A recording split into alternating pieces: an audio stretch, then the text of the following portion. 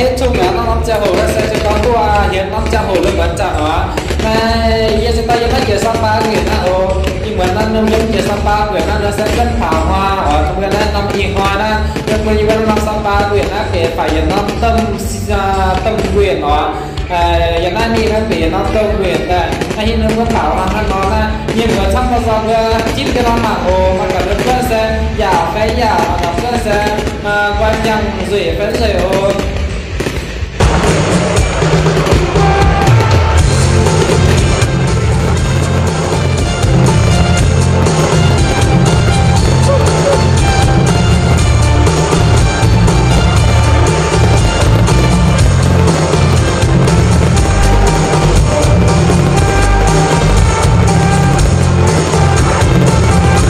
vì còn vui mới ghen hồi chia thì ghen vui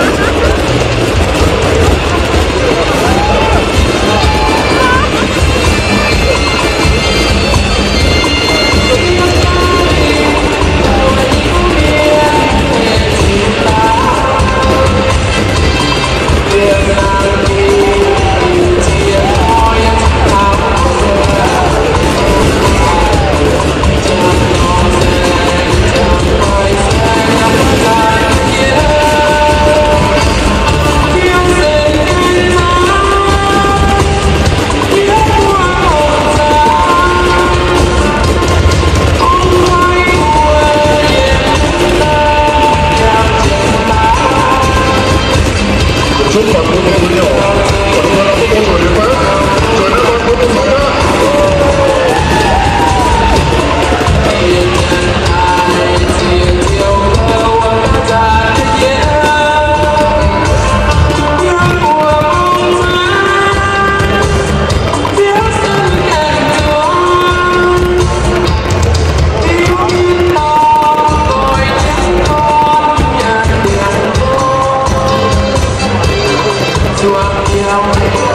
lỡ